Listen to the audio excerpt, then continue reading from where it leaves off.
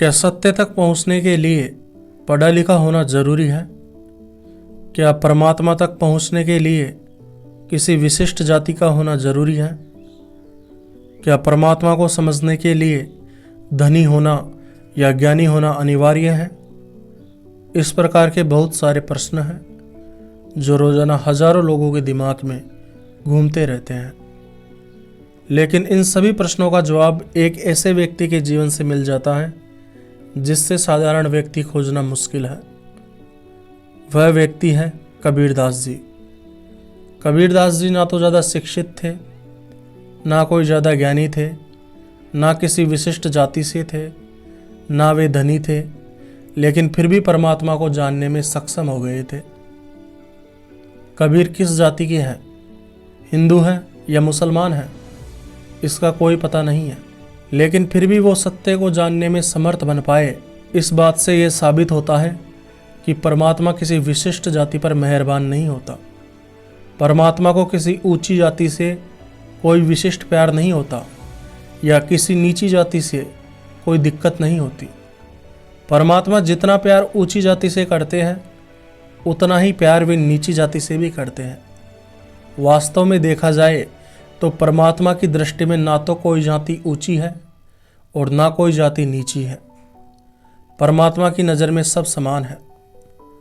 अगर कोई व्यक्ति कहता है कि परमात्मा को पाने के लिए तो फलाना जाति का होना अनिवार्य है, तो ऐसे व्यक्ति की बातों पर कभी भी यकीन मत करना, क्योंकि ये सब बातें उन लोगों की चाल होती है जो अपनी जाति को सर्वश्रेष्ठ सिद्ध करना चाहते हैं और दूसरी जातियों को कमज़ोर सिद्ध करना चाहते हैं, हीन सिद्ध करना चाहते हैं।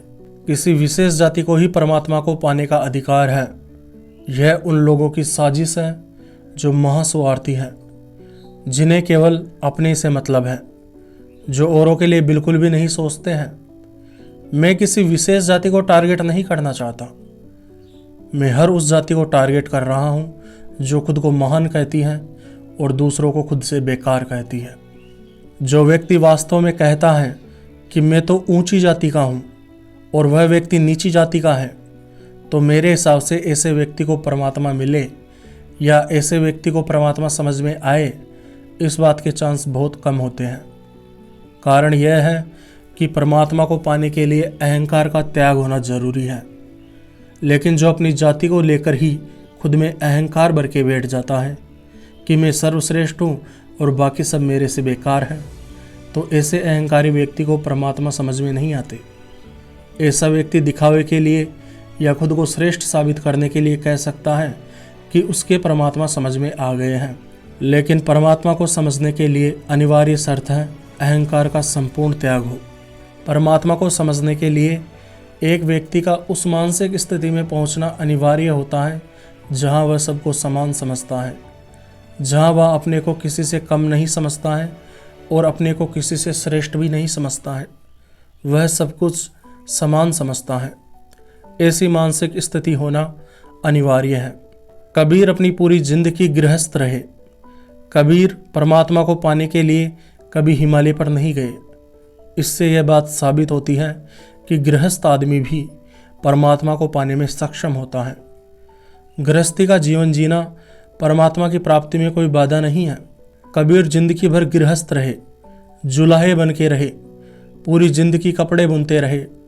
इसीलिए कबीर का जीवन उन सब के लिए मार्गदर्शन का कार्य करता है जो समझते हैं कि परमात्मा को पाने के लिए शिक्षित होना, ऊंची जाति का होना, ज्ञानी होना या अमीर होना आवश्यक है।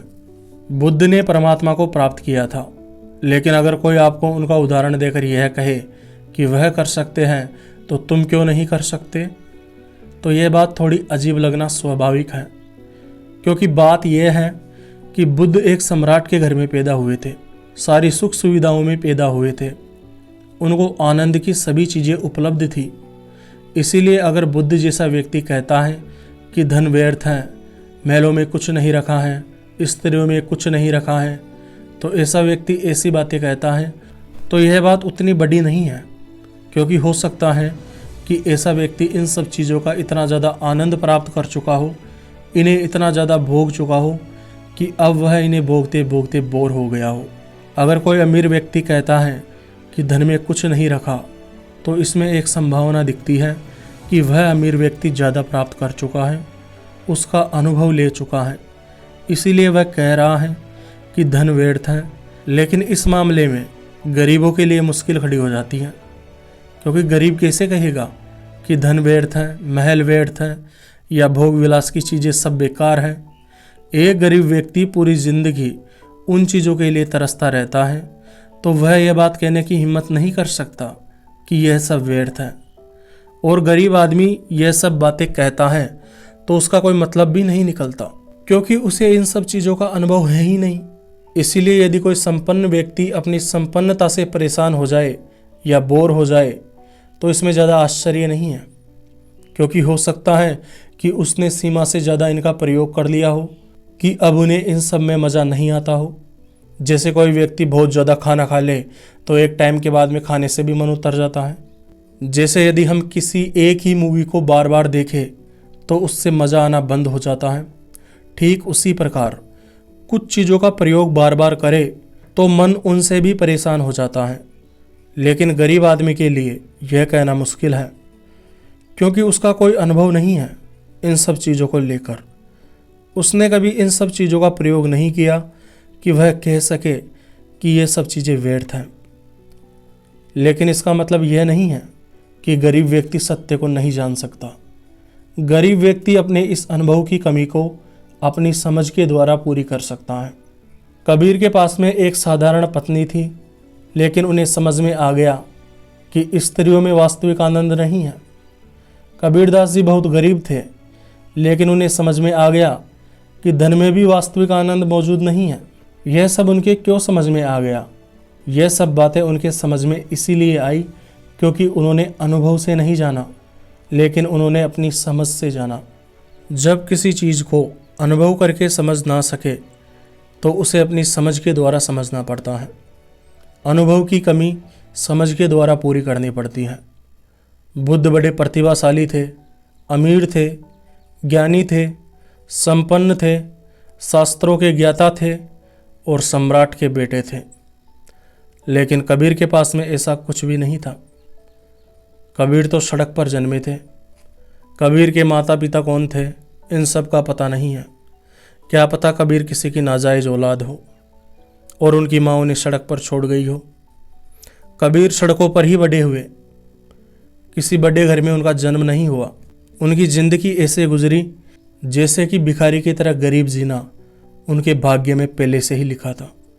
इसीलिए मैं कहता हूँ कि कबीर कर सकते हैं तो आप भी कर सकते हैं। अगर मैं कहूँ कि बुद्ध कर सकते हैं, महावीर कर सकते हैं, तो तुम भी कर सकते हो, तो यह बात तुम्हारे दिमाग में नहीं जाएगी, क्योंकि तुम कह दोगे कि उनके पास में सब कुछ था लेकिन हमारे पास में कुछ नहीं है।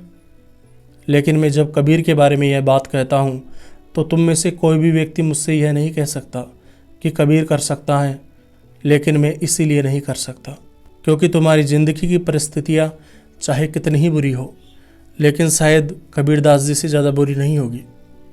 इसलिए मैं कहता हूँ कि यदि कबीर उन बुरी परिस्थितियों में, उस भयंकर गरीबी में, निराशा में भी इन सब बातों को समझ सकते हैं कि इन सब बातों का आनंद से कोई मतलब नहीं होता है, तो मैं कहता हूँ कि तुम इस बात को अपनी समझ के द्वारा अनुभव कर सकते हो कि ज्ञान, शिक्षा, कुलीन वर्ग इत्यादि सत्य को जानने के लिए अनिवार्य नहीं है। कबीरदास जी कहते हैं कि मसी कागज छुयो न हाथ, अर्थात उन्होंने कभी भी कागज और स्याही को छुआ तक भी नहीं।